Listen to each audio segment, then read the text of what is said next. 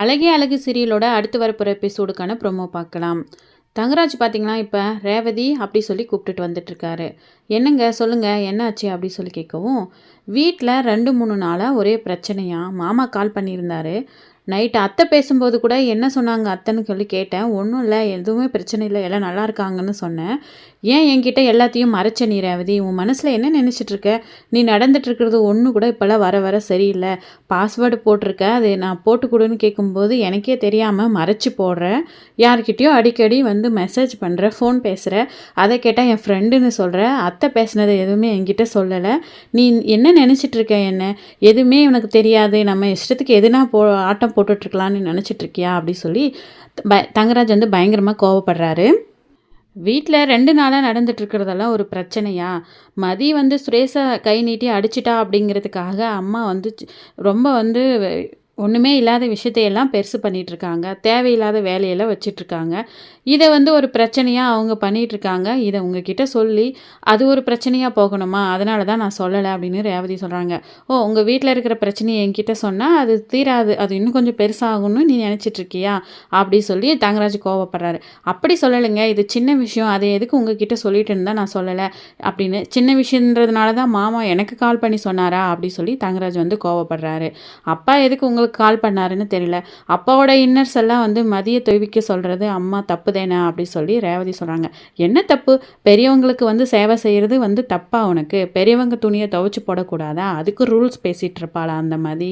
வீட்டில் இருந்தாவது அவள் வந்து எல்லாரையும் அனுசரித்து வீட்டில் இருக்கிறவங்கள நல்லா பார்த்துக்கிட்டு குடும்பம்னா என்னன்னு கற்றுக்குவான்னு பார்த்தா, வீட்டில் அதுலேயும் ஒரு பிரச்சனை பண்ணிகிட்ருக்கா. அவளாம் என்ன பொண்ணு? அவள் பண்ணுறதெல்லாம் சரின்னு சொல்லி நீயும் வந்து அவளுக்கு வந்து சப்போர்ட் பண்ணிகிட்ருக்கியா? அவளுக்கு சப்போர்ட் பண்ண ஆரம்பிச்சதுலேருந்து உன்னோட ஆட்டிடியூடும் மாறிட்டுருக்கு. எனக்கு சுத்தமாகவே பிடிக்கல ரேவதி நீ பண்ணிகிட்ருக்கிறது. நீ வந்து ஒழுங்காக அந்த ஃபோனுக்கு என்ன பாஸ்வேர்டு போட்டிருக்குன்னு சொல்லு. நான் வந்து என்னோடய பிறந்த நாள்லேருந்து கல்யாண நாள் வரையும் போட்டு பார்த்துட்டேன். அதில் எதுவுமே நீ போடலை. என்ன போட்டு வச்சுட்டு உன் இஷ்டத்துக்கு நீ பண்ணிகிட்ருக்க அப்படி சொல்லி கேட்கவும் ரேவதிக்கு ரொம்பவே ஷாக் ஆகுது. சொல்கிறாங்க, என்னங்க இந்த வீட்டில் ஒரு பாஸ்வேர்டு போட்டு ஒரு ஃபோனை யூஸ் பண்ணுற ஒரு ப்ரைவசி கூடவா எனக்கு இந்த வீட்டில் இல்லை அப்படி சொல்லி ரேவதி கேட்குறாங்க. என்ன ரேவதி, நீயும் அந்த மதி மாதிரி எல்லாத்துக்கும் எதிர்த்து பேசிகிட்ருக்க, ப்ரைவசியெல்லாம் பேசுகிற. உனக்கும் எனக்குள்ளே என்ன ப்ரைவசி வேண்டி கிடக்கு? எதுக்கு பாஸ்வேர்டை என்ன போட்டிருக்கேன்னு கேட்டதுக்கு நீ இவ்வளோ தூரத்துக்கு பேசிகிட்ருக்க அப்படி சொல்லி. நீ தான் உன் ஃப்ரெண்டு கூட தானே பேசுகிறேன்னு சொன்னேன், அதை என்கிட்ட காமிச்சா என்ன அப்படி சொல்லி தங்கராஜ் கேட்கவும், அதெல்லாம் ஒன்றும் இல்லை அப்படி சொல்கிறாங்க. நீ போட்டு கூட நான் உடனே ஃபோனை பார்க்கணும் அப்படி சொல்லி தங்கராஜ் வந்து கோவப்படுறாரு. உடனே மதி வந்து பாஸ்வேர்டை போட்டு கொடுக்குறாங்க. போட்டு கொடுத்த உடனே வாட்ஸ்அப்பில் போய் பார்க்கும்போது இவங்க 3 பேரும் மாற்றி மாற்றி வாய்ஸ் நோட்ஸ் பண்ணதை வந்து அவர் பார்க்குறாரு.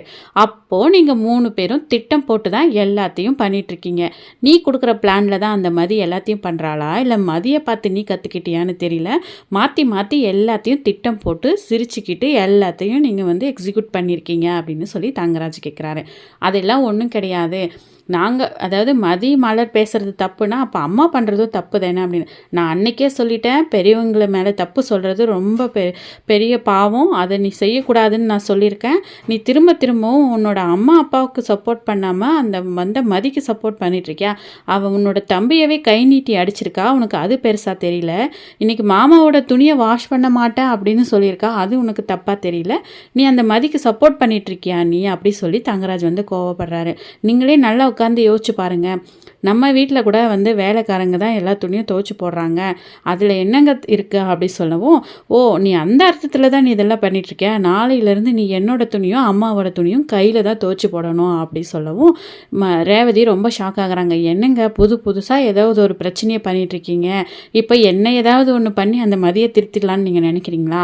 மதியெல்லாம் அவளுக்கு என்ன தோணுதோ அதை தான் செய்வா. நீங்கள் மாற்றி மாற்றி ஒரு பிளானை போட்டு அவளை சீண்டிகிட்டு இருக்காதீங்க, மேலும் மேலும் பிரச்சனை பெருசு தான் ஆகும் அப்படி சொல்லி ரேவதி சொல்லிட்டு இருக்காங்க. ரேவதி, நீ பேசுகிறது கொஞ்சம் கூட சரியில்லை. நம்ம இப்போவே கிளம்பி அத்தை மாமாவே போய் பார்க்கணும். அத்தை ரொம்பவே வந்து ஃபீல் பண்ணிகிட்ருக்காங்களாம். மாமாவுக்கும் ஏதோ உடம்புக்கே முடியல, ஹாஸ்பிட்டலுக்கு போக முடியாமல் வீட்டில் நர்ஸ் வர வச்சு செக்கப் பண்ணாங்களாம்.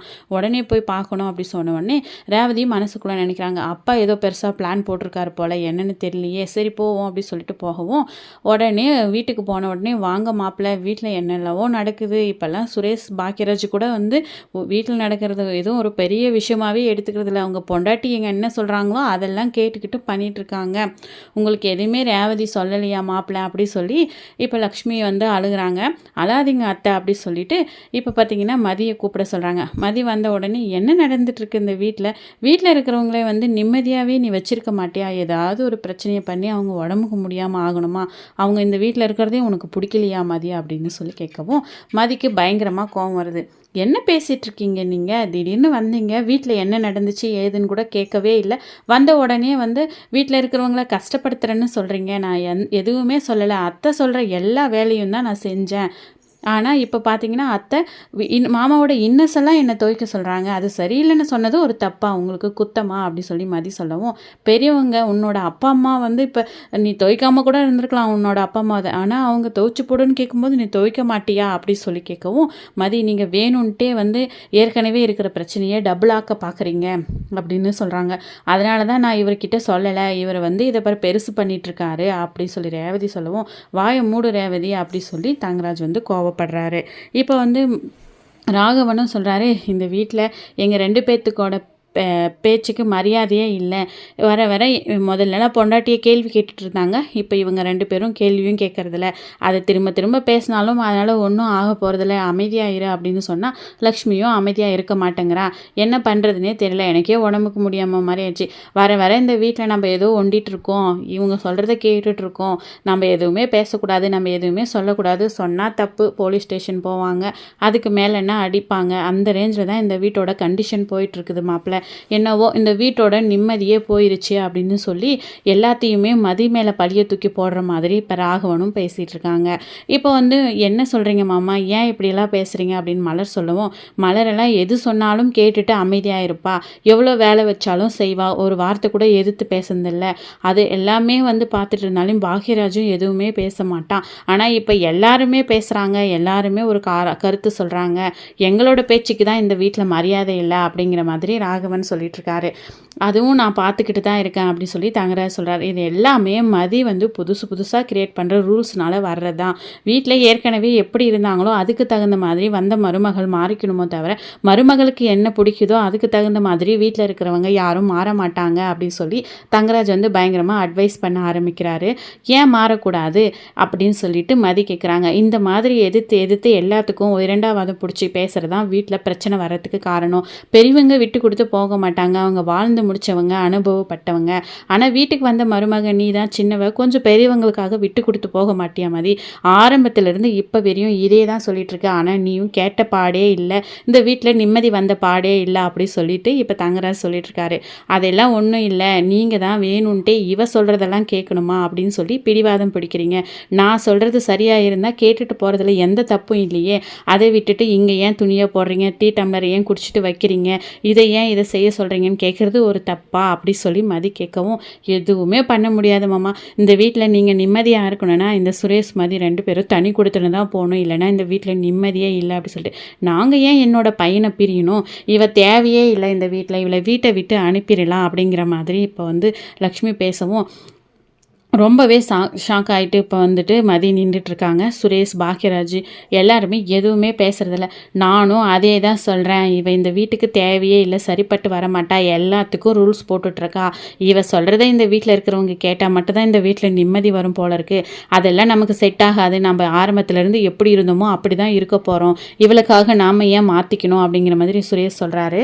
ஸோ இப்படி எல்லாமே விரண்டாவாதை பிடிச்சிக்கிட்டு பேசிகிட்டு இருந்தால் இந்த குடும்பம் எப்படி தான் உருப்படுறது தெரியலையா அப்படி சொல்லி தங்கராஜ் வந்து அங்கே வந்து டென்ஷன் ஆகி பேசிகிட்டு இருக்காங்க. ஸோ இப்போ லக்ஷ்மியும் வந்து மதி சொல்கிறதுல எல்லாம் ஒரு நல்ல கருத்து இருக்குது, அதை கேட்டுட்டு நாமளும் கொஞ்சம் சேஞ்ச் ஆகலாம் அப்படிங்கிறத வந்து அவங்க யோசிக்கவே மாட்டாங்க. நான் மாமியார், நான் சொன்னால் ஏன் செய்யக்கூடாதா, அது எந்த வேலையாக இருந்தால் என்ன, மருமகளுக்கு செய்ய வேண்டியதானே, செய்யலைன்னா அம்மா சொல்கிறத கேளு அப்படி சொல்லி புருஷனுங்க சொல்ல வேண்டியதானே, அதை விட்டுட்டு புதுசாக பொண்டாட்டிக்கு சப்போர்ட் பண்ணுறாங்க. இந்த பாக்யராஜ் அமைதியாக இருப்பான், அவனே இப்போ பொண்டாட்டிக்கு சப்போர்ட் பண்ணுறானே அப்படிங்கிற மாதிரி இப்போ வந்து லக்ஷ்மி அதையவே ஒரு பெரிய குற்றமாக வச்சிட்ருக்காங்க. ஆனாலும் மதி வந்து இல்லை, நான் நான் இப்படி தான் இருப்பேன், யாருக்காகவும் நான் மாற மாட்டேன், பிடிச்சா வச்சுக்கோங்க, இல்லைன்னா அனுப்பிடுங்க, எனக்கு ஒன்றும் பிரச்சனை இல்லை.